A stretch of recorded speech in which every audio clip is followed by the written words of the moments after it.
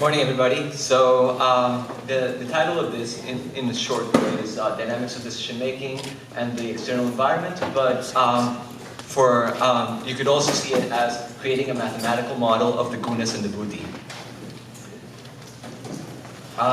For those of you who don't know, there's the Triguna theory, which is modeled within the Sankhya philosophy, one of the 6 classical philosophies of India. It is ubiquitous in modern Indian life and culture. And what is important for you to know about the Triguna theory here is that it describes the states of mind and its interactions with the external objects and situations. We have basically 3 gunas, the idea of sattva, rajas, and tamas, and we'll talk a little bit about it in the next slide. But what is important here is that this Triguna theory, although it has been there for thousands of years in India, it was statistically validated by Wolf in 1999 and by Stempel and colleagues in 2006. So now we have something to build upon here scientifically. As I mentioned, there are 3 gunas, sattva, rajas, and tamas, that represent the states of mind, such as clear thinking, calm, positive for sattva. Rajas has to deal with a racing mind, somebody that is excited, irritable, anxious, and tamas, cloud of thinking, fatigued, negative, prone to depression. We're all subject to these 3. They're constantly changing, so it's not that I am somebody in sattva, rajas, or tamas, but I constantly change between these. Everything that is around us also, besides the gunas being states of mind, we can also see that they're the basic components of the world around us. So things like music, actions, people, everything around us is made up of these, and these affect our states of mind. So how do we come up with a mathematical model of the gunas is the big question, right? Well, has anybody played Battleship? Okay, very good. Somebody doesn't know what Battleship is? Okay, good. At least that. So the idea is that in Battleship, you have a screen, and every single point in that screen has 2 coordinates, right? The x and y, right? So if I wanted to have, if I wanted to do it in 3 dimensions, what do I do? X, Y, Z, right?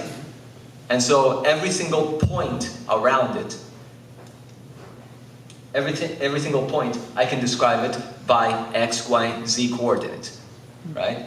Okay, so fair enough. Now, what if instead of saying X, Y, Z, I decide to have sattva, rajas, and tamas? Right? Okay, and have it go from 0 to 100%. So now, every single point in my space will be a combination of these 3. Every single possible combination that I can think of will be a point in this space. Now, if I further ask that sattva plus rajas plus tamas equals 100%, so that it makes sense, so that I don't end up with something that is 300%, right? Then I actually limit everything to just a triangle, a 2-dimensional triangle. So that makes things easier. Now, I can say that, let's say that my mental state at any point, at any point in time is here. Like, we have here this red dot that I call it just the self state. And I can be here at this moment, you know, maybe if you're, you know, because we just had lunch, maybe you'll be drifting, you know, towards this tamas here. Right? The idea is that the points that are near here are more in sattva, rajas, and tamas. So I can, you know, I'll fluctuate along this, you know, throughout the day, throughout the years, whatever. But besides that, there's the fact, you know, that what I call attractors. You can have something like a food attractor, right? Or you can have something like a music attractor. Basically, anything that we come in contact will become an attractor towards that place. So, you know, we just had a very delicious sattvic food. So that will bring us a little bit, you know, more towards sattva. If we go out and somebody is going by with a car, you know, and it's blasting, you know, like, you know, I don't know, Rage Against the Machine or something like that. Nothing against it. You know, you'll be prone to the other gunas, you know, just because you came in contact with it. So what happens is that there's a force. There's a force here that is pulling us towards that. And what I did is I made a very simple formula up here to talk about that. It's a very, very simple formula. And all you need to know about this formula is that it talks about the direction, you know, that it goes from my state to that attractor, that it has a specific strength S. So maybe, who knows, maybe food will attract me in a different degree than a book will do. You know? Maybe also, it will talk about how the further away I am from a specific attractor, the more difficult it will be. So for example, in the morning, I go out running. And you know, it's morning, it's sattva, and like that. When I come in to have breakfast, I want to have maybe a light breakfast. You know, orange juice, toast, like that. I don't want like something like a big piece of pizza. You know, because that's, you know, the mode is far away from me at this moment. But maybe in the afternoon or evening, that piece of pizza may really look good. Just because now I'm in a different place in this place. So the further away one of these attractors are, the less the strength, right? And finally, in this formula, there's something called that I call inertial mass. Basically, for me to be able to move, it will take a certain, you know, I have a certain inertia to be pulled out from my present place. So I call that I. Having set up this, I tested the model using published work by David Wolf. He had a very nice experiment, which was, I'm not going to go very much into it, but basically it was the effect of the Maha Mantra on measuring the gunas. We did a computer simulation of this, and we came out with these results that you see here, which were very, very close to what he got experimentally with human subjects. So now, basing on this, we're going to see how we can use that to talk about the mathematical model of the buddhi, the intelligence, or in other words, the decision-making. Why? Because intelligence is the mental process of discrimination, knowing what is to be done, what is not to be done, right? In decision theory, it already has mathematical models. There's already a whole branch of economics that is called decision theory, and they have mathematical models to describe how we make decisions, and also how to make decisions. So what we did is we took one of these models on how we make decisions. It's called the Leahy Competitive Accumulator, LCA for short, right? Try to say that 3 times in a row. And what it is this idea that if you're going to make a choice, you're going to start looking at the different options that you have.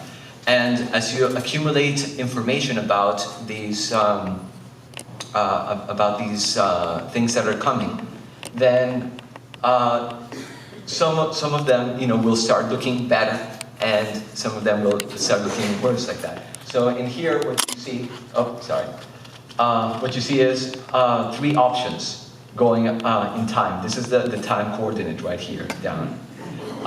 And one of the options starts going up, and at a certain point, there's a threshold. When any of the options hit this threshold, the first one to hit it, that's the one that you say, like, okay, I'm going to take that decision, right?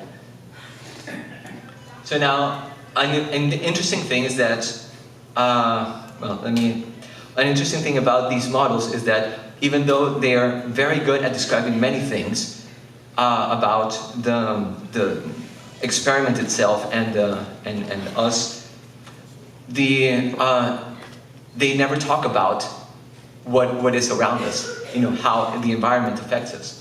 So, and we know that the environment affects us definitely and strongly. If you don't have your coffee in the morning, that may affect your decision. Or if you spill it over yourself as you're going into a meeting, that is going to, well, call it, not coffee, well, whatever. If you go into that meeting, it's going to affect the way that you make your decisions. Or every advertisement industry, they know, put a beautiful girl next to a whatever, and you're going to get more money.